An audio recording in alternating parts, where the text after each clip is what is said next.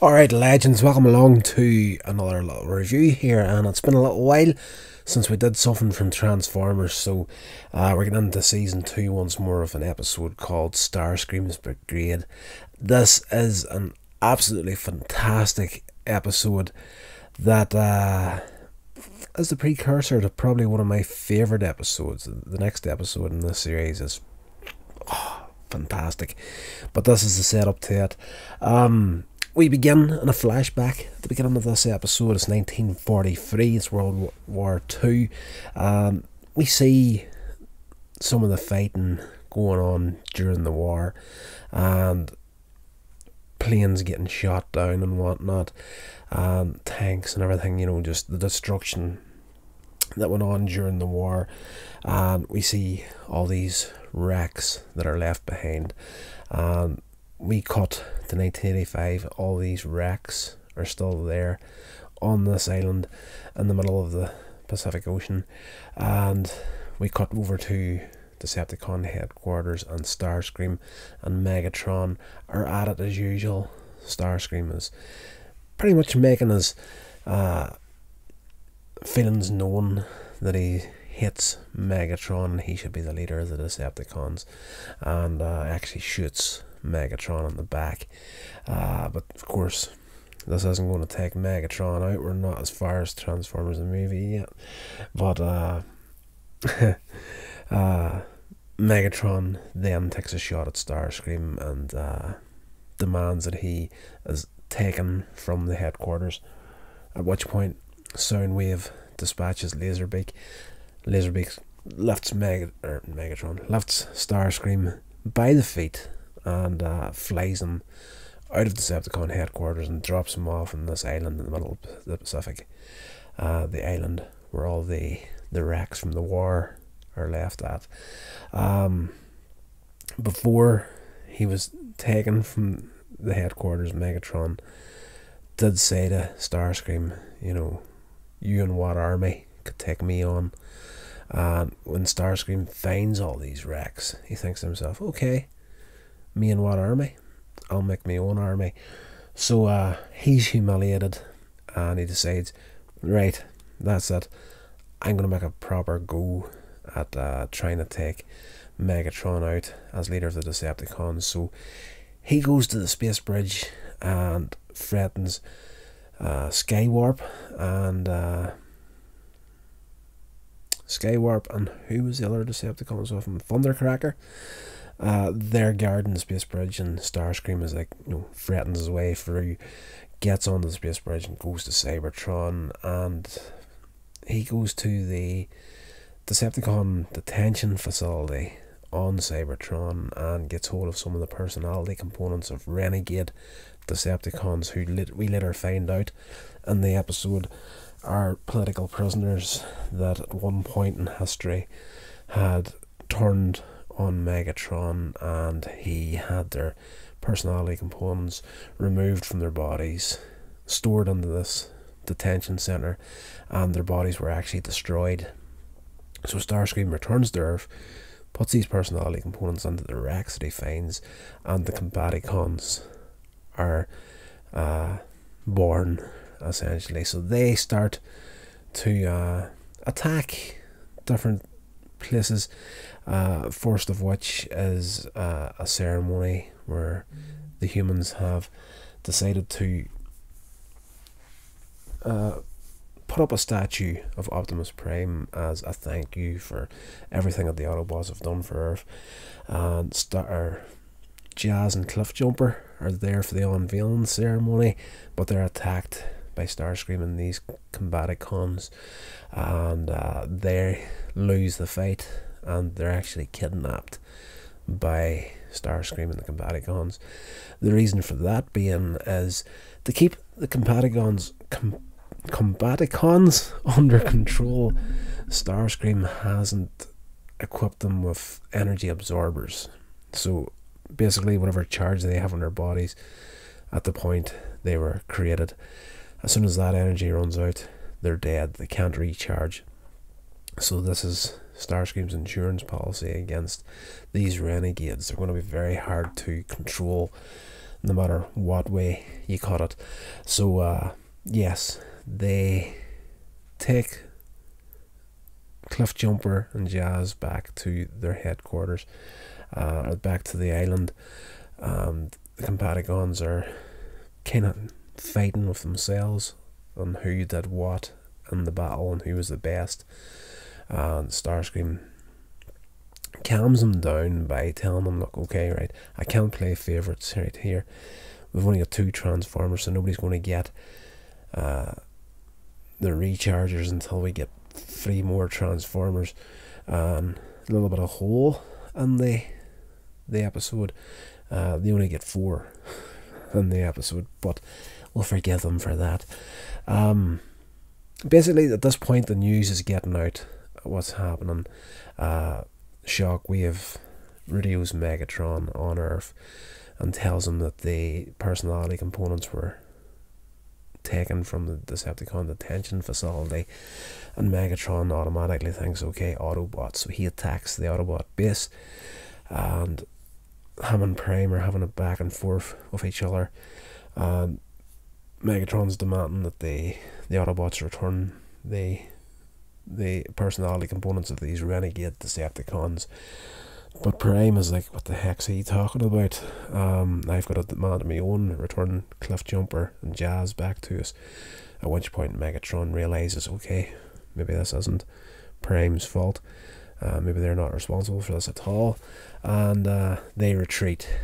At which point the Autobots get Teletran 1 to check out what's been going on. Teletran 1 is able to tell them that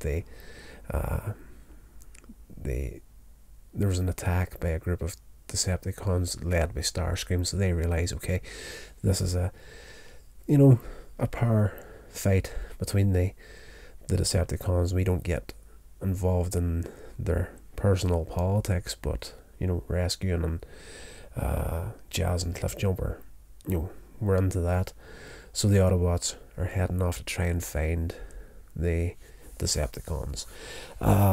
Megatron and the Decepticons have a first confrontation with Starscream and the Combaticons, at which point they almost corner Megatron, but they screw up, and Soundwave manages to try to take a shot at Starscream, but before he gets a shot off, one of the Combaticons shoots and knocks Soundwave's arm in the air, and he knocks the lights out. They're inside this railway station, like garage sort of a deal, and the lights go out.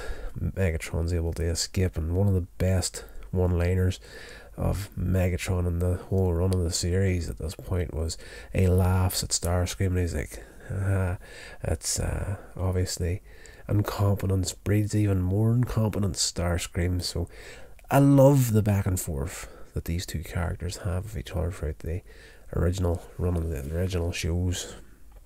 During the fight, Ramjet and Frost, I believe it was, get taken out by the Combaticons. That gives them the 2 extra energy absorbers. Again, we don't get a 5th for the Combaticons, there's 5 of them, but again, we'll forgive it. It's Transformers, it's a cartoon, early 80s, it's all good. We cut then to pretty much, we're heading towards the final fight at this point, and Megatron's gathering his forces to come after Starscream in a major way, and he orders all the Decepticons that aren't there be recalled for the final battle, and this being the Stunticons. Soundwave tries to call for them, but they're like, you tell Megatron another great one-liner as Soundwave is like, he gets on the radio to the Stunticons, and like, Megatron commands you to return to base, and they're like, you can tell Megatron to blow it out his exhaust, we're having a demolition derby. I remember my father, whenever he's still alive, he laughed so hard at that one-liner. Class. There's something in this show that was just good for all ages. Class. And then often like the 80s, whenever it came to cartoons and entertainment. But we head for the final fight then. Starscream and the Combaticons, they're getting re-energized, they're charging up again at this power station. The Decepticons turn up, the fight starts, and the Autobots arrive, and they see Jazz and Cliff Chumper there, and Prime orders a couple of the Autobots to go and rescue them. So the rest of the episode, we're kind of just in the fight between the Decepticons, you know, the Combaticons against the Decepticons, and Starscream against Megatron, and they're all going head to head towards the end of the episode.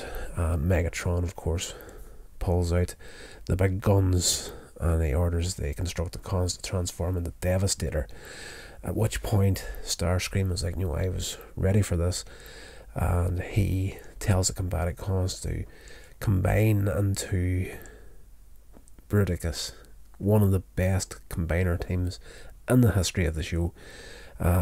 So much so that one of the Fall of Cybertron games, I think, had, I can't remember which of the two games, there's two games that was out in PlayStation 2, PlayStation 3, Fall of Cybertron, and Bruticus was a playable combiner on it. Brilliant character. So the two giants are going head to head at the end of the episode, and it seems like at this point Devastator, seems to be the first time he's gone head to head with another combiner giant robot. Bruticus is nasty, to say the least, and he gets the upper hand on Devastator very quickly, and he ends up actually grabbing hold of Megatron. He has him in his hand, and Starscream's sitting on Bruticus' shoulder, and he demands that Megatron tell the world who the new leader of the Decepticons is, and Megatron actually admits defeat at this point in the episode, and he's like, you're the new leader of the Decepticons. Unknown to everybody at this point, the Stunticons have turned up, and they're on a cliff top watching what's happening, and they're having a conversation with themselves. You know, it looks like Starscream's finally beaten Megatron, and Motormaster is like, you know, do you think is Starscream actually going to stop here? You know, leadership of the Decepticons isn't going to be enough for this fool. So their combiner team as well, they combine into Menasor, and they combine in the air, and the last thing you see of Menasor in this episode is just the giant fist coming on towards Starscream and Bruticus' face, and there's a huge explosion, at which point there's no sign of Bruticus or Devastator or Menasor. All there is this huge hole in the earth. Starscream is sitting there, and he looks over the edge and he's like, Bruticus? At which point Megatron pops up and grabs Starscream by the throat, and he's like, no, not Bruticus, it's your leader, Megatron. And he demands that Astro Train get Starscream and his giant ally.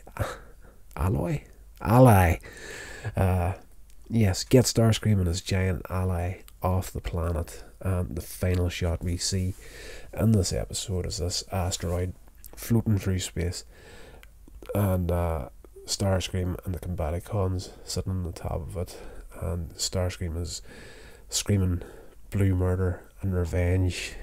I'll have my revenge, Megatron.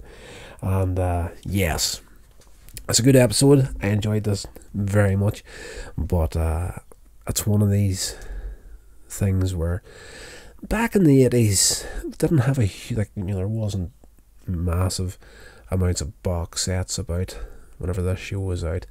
Not that I can recall anyway. The best we could get at that point was, you know, maybe a video cassette, VHS, with maybe 2, maybe 3 episodes of a series on it. And I actually did have, it's up here somewhere, it's on top of the shelves right here. It's a 3 episode Transformers VHS. It's got the Revenge of Bruticus on there, which is the next episode we're going to be doing here. And Dinobot Island parts 1 and 2 are on that video as well. So I absolutely love the Revenge of Bruticus. Probably one of my favourite episodes in the history of the show. And we'll be doing that the next time we delve into the Transformers on this channel. So until then, guys, whatever you're doing, I hope you're doing it safely, and I will talk to you all then.